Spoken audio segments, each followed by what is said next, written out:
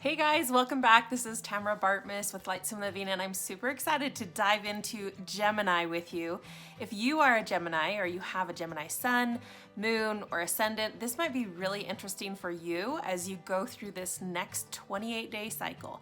So stay tuned. I have some more great tips for you. If you find these videos helpful, please like, subscribe, and leave a comment. Let me know what kind of questions do you have about Gemini energy and how it's showing up for you in your life. On May 20th, the sun moved into the Zodiac sign of Gemini. Now, the two things that you want to pay attention to here is that one, what is the energy of Gemini? And two, what is the energy of the sun? How do those interplay and how do those impact you throughout the rest of this month? You'll notice that every month the sun moves into a new zodiac sign and energy around the 19th through the 21st of the month, which is totally different than our traditional calendar. But you can anticipate that there will be, towards the end of the month, a shift in the energy from one sign to the next. Now, with the sun representing so much about our identity, our personality, who we are, that movement from one sign to the next gives us this opportunity to examine different parts of our identity and personality. With this month, the sun moving into Gemini, it gives us the opportunity to determine what parts of our Gemini energy, identity, and personality get to up level. What gets a little bit more attention? What do we get to evolve in? What do we get to grow in? So to help you with that, I'm going to break down a little bit more about what Gemini energy is all about. A couple things to remember: Gemini is an air sign, which means it has a lot to do with information and things passed in the airwaves. Other air signs that are like this would be Libra and Aquarius.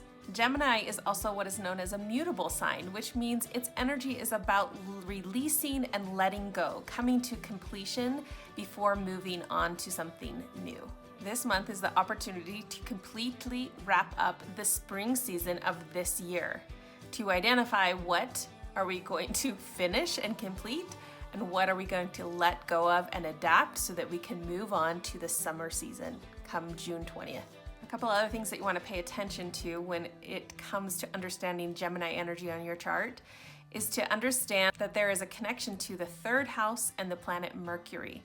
As you look at your chart, being able to determine what's going on in your third house will be influenced by this month's Gemini energy, as well as where your Mercury is placed in your chart will also help you know that there could be some other correlative energies experienced throughout this month.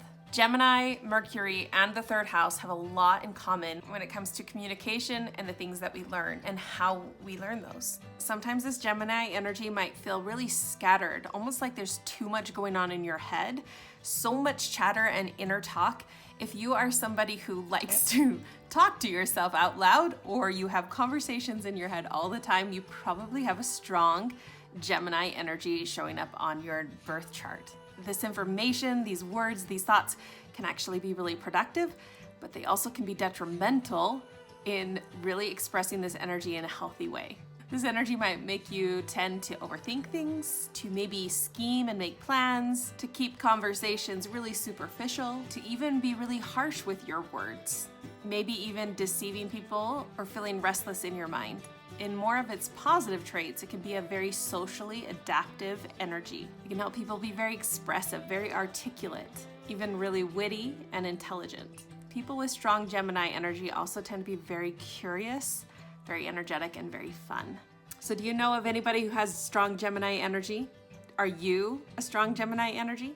Geminis have a strong need to gather and accumulate lots of information and then to communicate that information based off facts.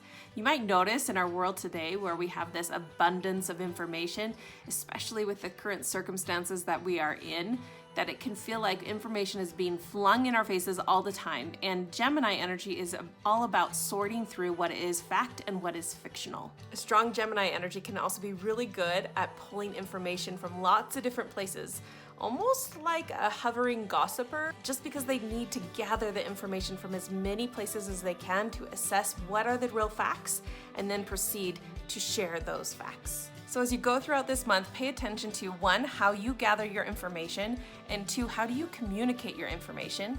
as well as how sensitive are you to the information being put in front of you, whether it's a person or the media.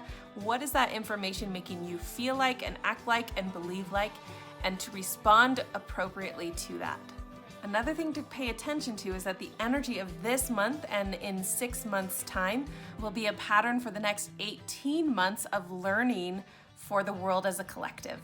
So make sure you make time to understand this about yourself. Where is this energy showing up for you on your chart, and how can you learn to work with it? If you would like a worksheet that breaks down Gemini energy, gives you some journal prompts to help you understand how that feels and shows up for you, jump over into my Facebook group. I'll post a link in the description below. There you can grab a few worksheets that I've prepared for free for you to break down this Gemini energy for you, as well as to understand different tools that can support you as you move through that, particularly the oil of Blue Tansy. Now, Blue Tansy is the oil of inspired action, and oftentimes people who have strong Gemini energy, their default will be to gather more information and be drawn to the facts versus taking action and doing something with it. And so to help you create balance and harmony and not get stuck in your head, Blue Tansy is the oil that will support you in that process. And you want to know how to use it? You simply put a drop of it on your big toe every single day in the morning, and your ability to focus and the clarity that you get is amazing. And I'm really excited for you to have that experience. So I'll post a link for that oil in the description below as well.